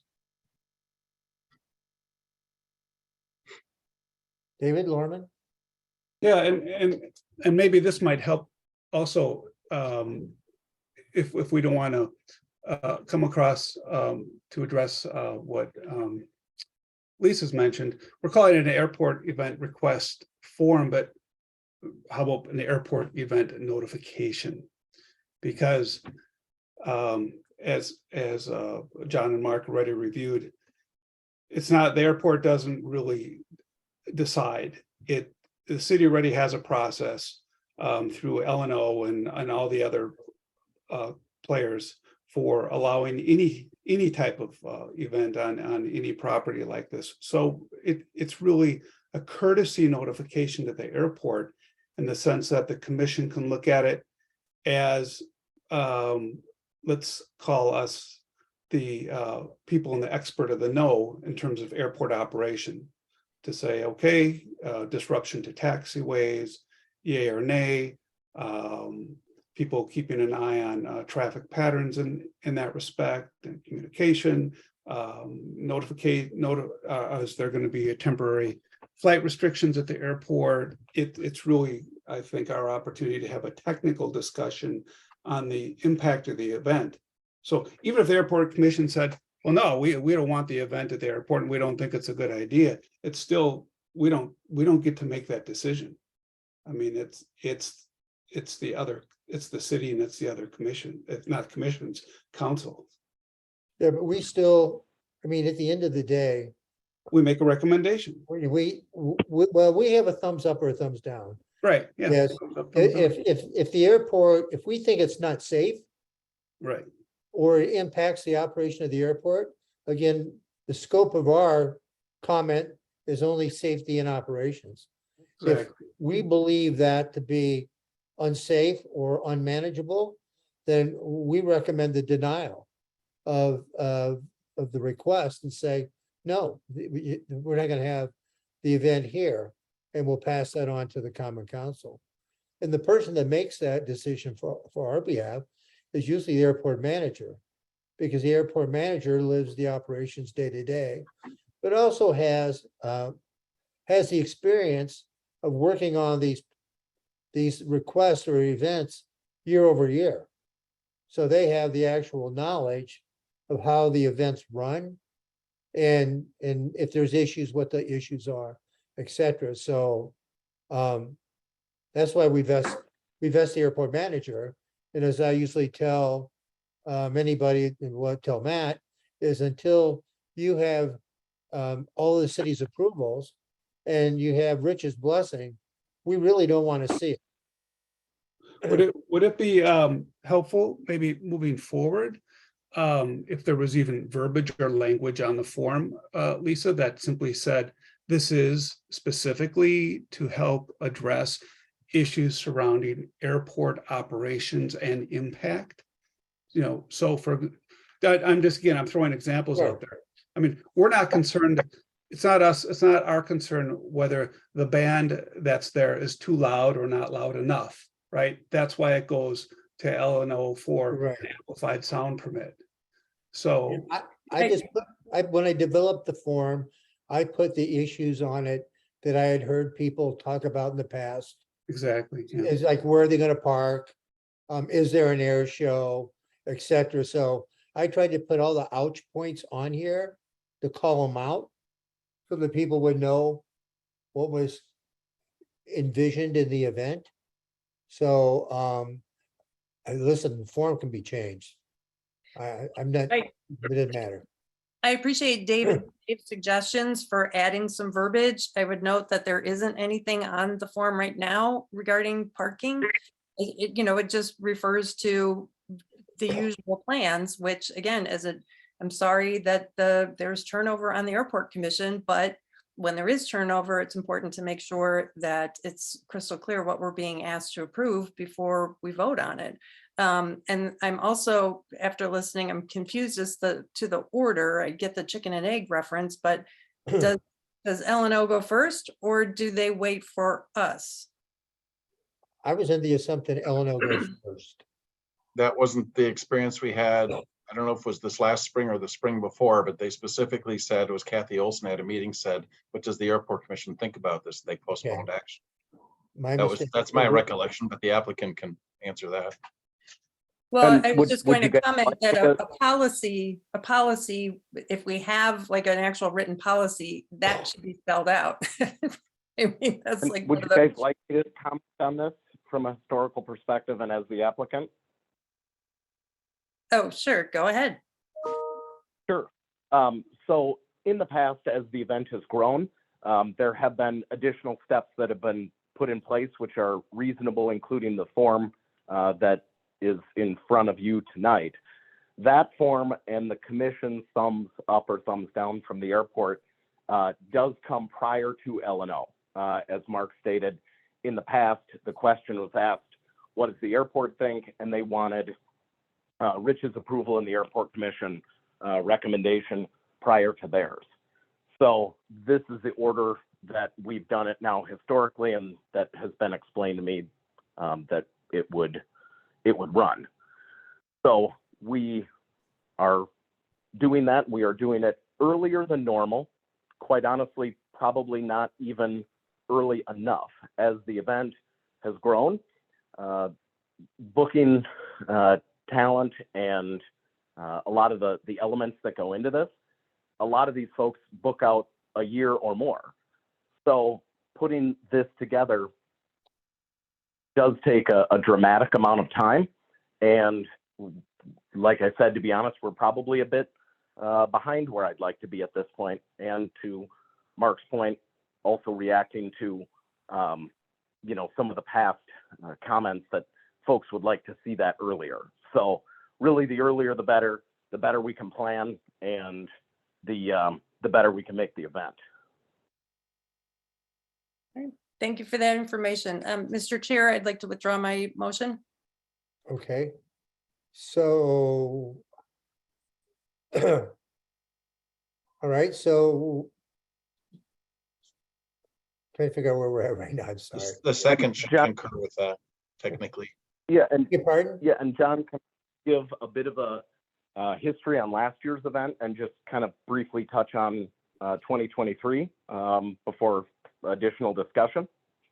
If you, I don't have any problem. If you'd like to go through the events, and Rich, you can chime in with regard to your perspective on safety and operations. Maybe Yes. that would be useful for everyone. Mr. Chair, I have a point of order. I believe ahead. we do have to have the second, Mr. Shaw concur. Okay, Right. And now I'd like to make a motion that we consider these two event requests simultaneously. okay. Do we have a second on that? Mr. Shaw, first of all, I will second that. where you at? You second? Yep. The second motion of combining the two. Correct. And now- what is the purpose of combining the two? Of course, they're doing them independently. Expedience. It's just timing. If you object, you can make a substitute No, I motion. just wondered what your thoughts were, what you hope to gain for it. I don't have any problem with combining the two. They both have been run successfully in the past and without any issues, so to me, it doesn't seem like these are such a big deal after all. But if you, anybody have any thoughts on whether to combine these or not? If that's okay, we have a first and a second. Any discussion? Okay, all in favor of combining the two, please say aye. Aye. I, Opposed, same side. Okay, so now we'll combine the two. So why don't we just go ahead and walk through this, Matt? If you want to describe the event and what we have written down here. And Rich, if you want to chime in with regard to safety and operations and anything historical, please do. I'll follow Matt. Yeah. Okay, thanks, Rich. So giving a little bit of some of the history for some of the new folks that are on the commission, this will be your first time considering these. Rock the Ramp, kind of our signature event for the last 6 years. This 2023 will be our 7th year doing that event. Every year, we've certainly had that event grow, both in attendance and really the show that we have put on. And that event started really as a hangar opening when we opened our business. We had about 150 people there and served hot dogs, had a great time. This last year, we certainly saw over 5,000 individuals and really cranked up kind of the show and made it something even more special than it's been in the past. Throughout that time, we've also taken any of the feedback that we've gotten from our volunteers, from Rich, from the attendees, from vendors, whatever it is, to really make that as good and safe and wonderful and effective as event as it could be. As everybody knows, maybe that is a fundraiser every year. Last year, that event raised a little over like $43,000 for Badger Honor Flight. That organization, I think most people are pretty familiar with. I had never attended an actual honor flight, but was asked to attend and was able to go to Washington, D.C. and see really kind of the impact that that has really on our local folks, local veterans. And it was absolutely amazing what they do. So being able to sponsor that flight was really the antithesis of a lot of work of a lot of people. So really, really great. And next year will be no different. Same, same philosophy of the event. The car show, this will be our third year in 2023, also has seen attendance grow and interest in that event grow. That event also raised close to $50,000 for the fundraiser Cars Caring Kids, which is unfunded or underfunded pediatric medical research and needs here in the local community as well. Wonderful local organization. That event also has been received very, very well within our community, and I like to think that most folks are pretty excited to attend that, especially ones that don't normally make their way to our airport, not pilots, that sort of thing. So bringing out the community to what is a very special place to us is a very neat and rewarding thing. And again, Rich and I have worked closer and closer over the years to make sure that these events go off as smoothly and as effectively and safely as possible. And we're getting pretty darn good at it. So let me ask a question. If you were to contrast your proposed event for this year against the event that you ran last year, how does this stack up against it with regard to attendance with the cars, air show, et cetera? What is different this year than last year? You know, this last year, we really tried to take things up pretty significantly with the layout and the talent that we invested in to bring in. This year will really be much more similar to this year. If we get a great weather day, you know, being outside, it's pretty dependent on that. It's the one thing that we really can't control.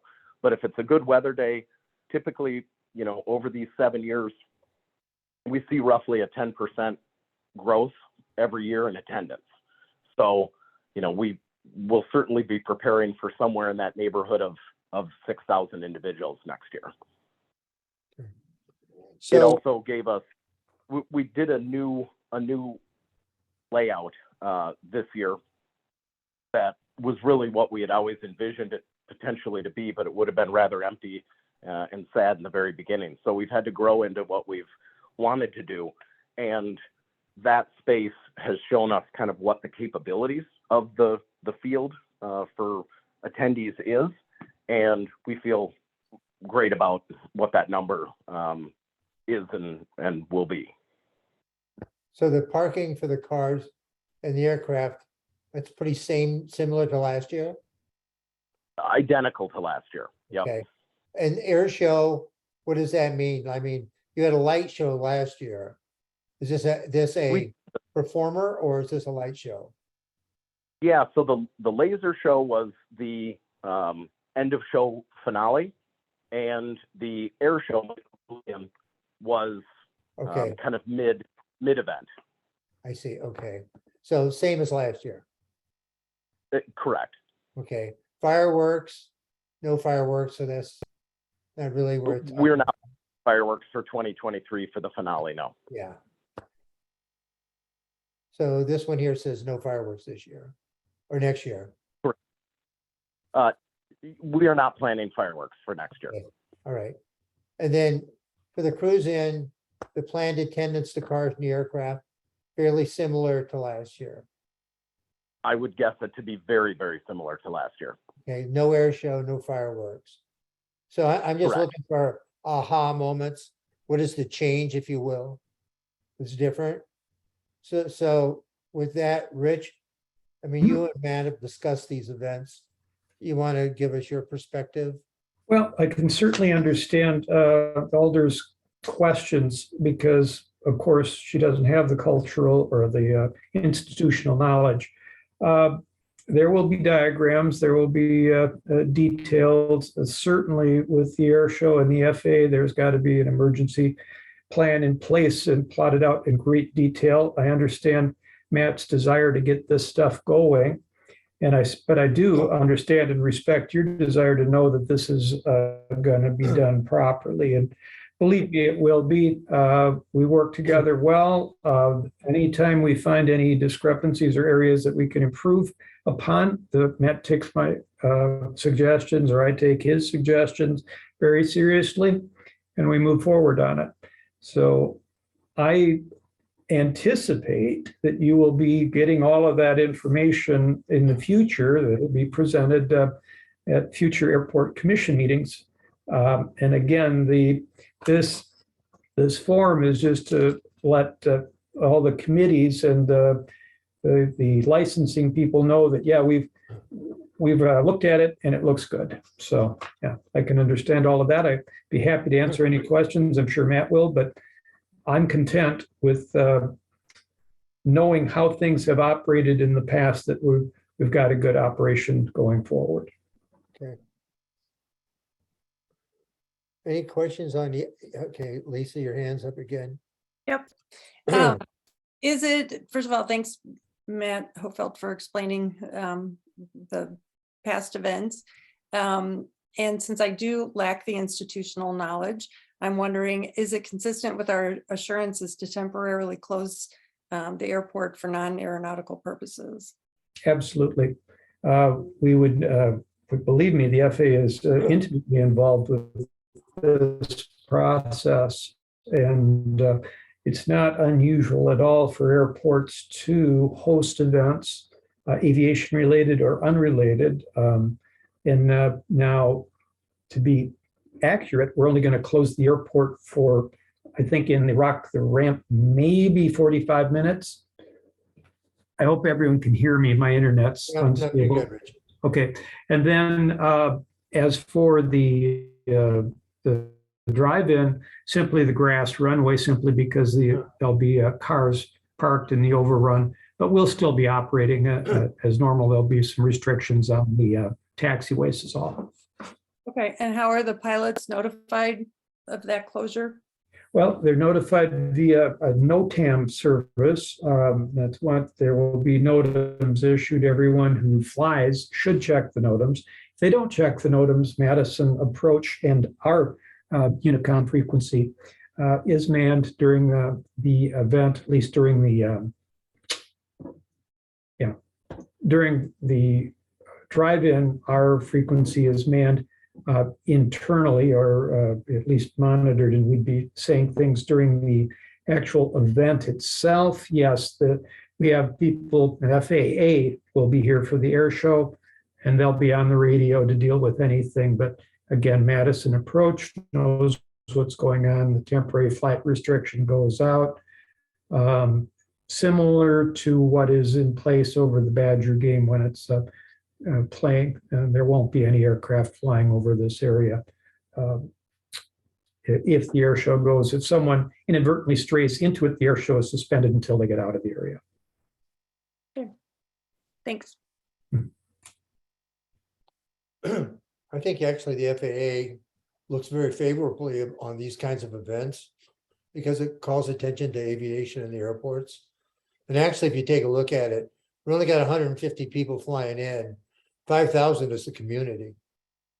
Is local community is the people attending these events, probably even more than pilots by at least a magnitudes, several magnitudes. Do we have any more questions before someone makes a motion on this? If not, I would be happy to make a motion that we approve both of the events subject to city's approval of the L&O forms and materials. But from an airport operations and safety standpoint, they both are more acceptable. Anybody care to second that motion? I'll second. Okay, so first and the second. Would we like to have any more discussion on the form of the motion or details from Matt? Hearing none, all in favor of approving the events, please say aye. Aye, Aye. pose same side. Okay, so this now goes back to the city as approved. Matt asked for one other thing to be put on the agenda, so if you could roll down a little bit, Brian and Lisa, I apologize if my comment was, it certainly wasn't meant to be nasty in any sense, but it came across that way and I could see how it could be understood to be that way. So my apologies. Matt asked that there be a man gate, if you will, people gate, I guess is the more appropriate current name, installed in the fence, as opposed to leaving, I guess, the car gate open. My experience with these gates, they're usually put near the ramp for people who are overnighting the airplane to come in and get their luggage and whatever, but they're really not put in places like this. So Matt, why don't you fill us a little bit more on your request and we can talk about it, but tell us what the need is. Yeah, so it kind of falls into a couple things. Really what it comes down to is that anybody on the ramp on the east side of the field, the four hangars that are there, the only way to leave the airport environment is in a car. There is no way for a pedestrian to be able to leave the airport environment. The gates operate on a weight, and no matter how much jumping you can, I can attest to that, it will not open. So anybody on a bicycle, any pedestrian, there's just no way to get out. There's no way to trigger the gate. So that has come up a couple times, certainly with hangar neighbors of us on bicycles and things like that. I don't know how much of a safety concern that could pose with people needing to leave the airport environment, but the crux of it is that unless you're in a car, you can't leave the airport environment. And we do certainly have folks in an increasing number flying in, being picked up in a car, going to a local hotel, whatever it might be, as they do business with our business, that need to be able to, as you said, John, take bags, access an Uber, a taxi, a ride, whatever it is. And again, they're stuck in the airport. So it provides a logistical issue there. And then if, any event that we would have at our hangar, private, public, FA, seminar, doesn't make any difference what it is. We are behind the gate. We have limited parking over there, certainly. So folks coming in from the street side, we either have to leave the drive gate open, which leaves the gate open, or have somebody there to monitor the in and out. It creates potential traffic backups on Airport Road, which again would be, more of a potential safety issue, that sort of thing. So allowing people to come and go from that side of the airport as pedestrians is coming up, really kind of more and more as a need. Yeah, I kind of worry about the security risk. The code gets out and anybody can come in at any time of the day or night. How often do you change it? So, there's a lot of that certainly logistics goes to it. in any of the man pedestrian gates on the field, as well as the fact that the airport really only has a fence on one side. So I don't know that it's not Fort Knox. I get it, but over in the area where the other hangars there are no people gates. They're only near the FBO building. Well, they can Everybody is- access. Everybody's forced to go over to the FBO building. And if they Yeah, want that to. is- There's federal laws and since 9/11 and all that, as far as airport security, even general aviation airports. So we need to be really, really careful about making any changes to the security around the airport, because that's all been reviewed and approved. Yeah, Well, and again, I think that this has merits for increasing the safety and the security of the airport, yeah. as well as making it more usable. So It you would know, have to be, anyone would, it'd have to be pre-approved. I mean, you just can't, Well- I mean, I know that's what you're thinking, but Mhm. it would have to, you'd have to submit something to the FAA and have them come out and inspect and all that. So just keep that in mind. You know, and the Yeah, other we issue is, don't we want don't even know what it costs. we certainly want to do it the right way, but anyone on our side that would need to walk to the terminal, if that's at night, that sort of thing, would either have to walk on a taxiway or on the grass field between ours. And, again, even the folks on the other hangar side can take a roadway and that sort of thing, not crossing a runway intersection, whatever it might be. So. I think we need to have a little more research done before we can bring this to any kind of a vote, because we should talk to the BOA about what our requirements are for security and what that process is. I don't really know what it is.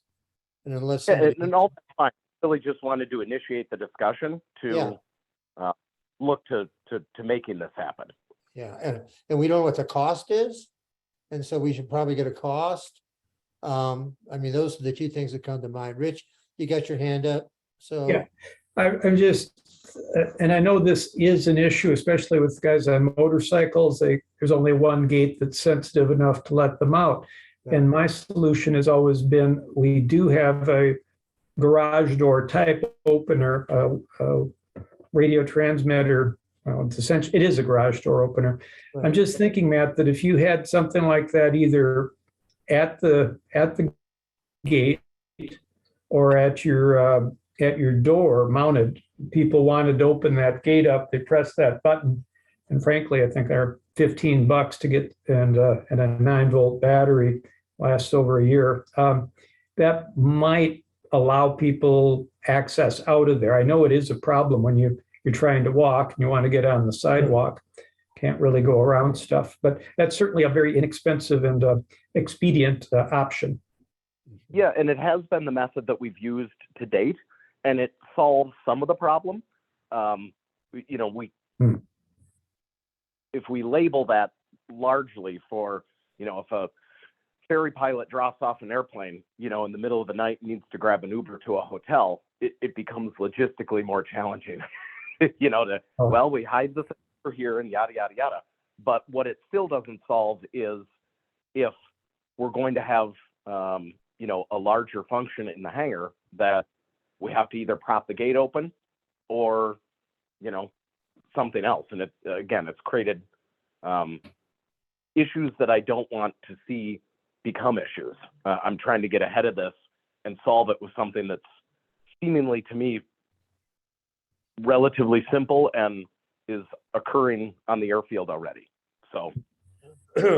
So. Understood. To enter, go ahead, Rich, I'm sorry. Oh, but and even just letting the gate open, not wide enough for a car, and then pulling the circuit breaker, it's there, but then anyone parked there can't get out. So I see that's an issue too. So. Yeah, I That don't, or our hangar that might want to come in to access their hangar, then they're encumbered, and we certainly don't want to do that either. for events, wouldn't you want to funnel everybody in through by the FBO rather than necessarily by Capital Flight? Because there's no parking Well- where these people come from. Yeah, if they're parking on the street, for example, in the industrial park, or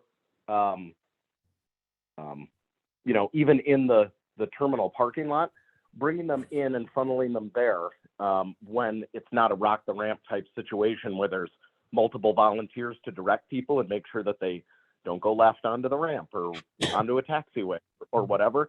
Again, we've just doubled down on our problems. We haven't solved it. So if we keep the airport as tightened up as possible and have one access point that comes in and essentially funnels right into the parking lot on the east side where we are, I think we solve a lot of those problems. Again, I'm trying to get ahead of things and reduce the moving parts so that we can operate as efficiently and safely as possible, us and the airfield. Yeah, well, I would make a motion that we would defer this until the next meeting where we can then, between now and then, we could find out what our obligations are with regard to airfield security. And we can also get a cost estimate to figure out how much you're asking for.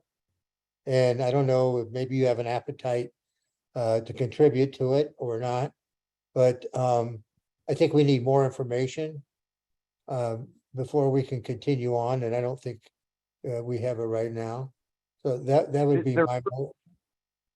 There certainly are some questions, and I don't know if there's any historical data on it, but it did come up in the fairly distant past as to putting a pedestrian gate coming through the fence when Ted Davis was operating the biplane rides there. Yeah. Having the gate open, this and that created somewhat of the same logistical issue. So it has been brought up to the airport commission before, and that problem or issue solved itself.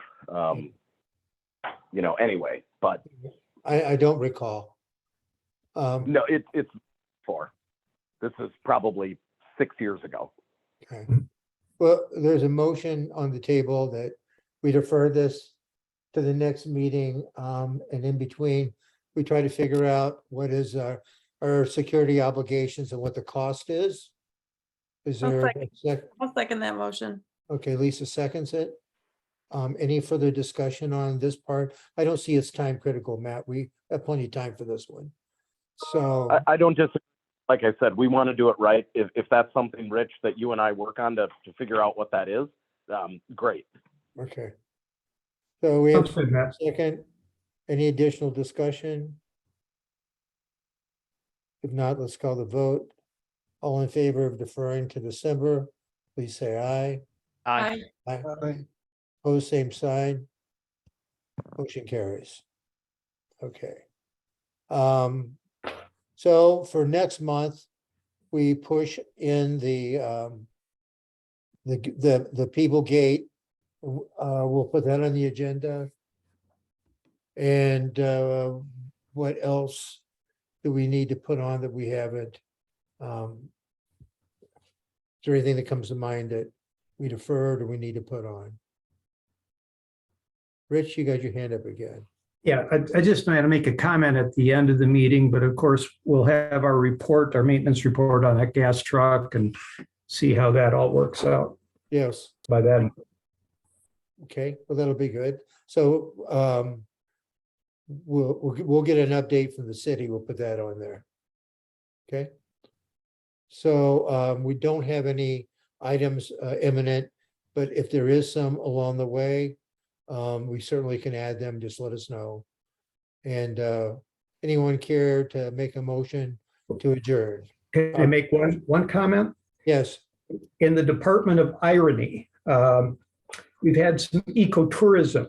People who have seen the post of the lead signs have flown in, walked over to the park and taken selfies and posted them.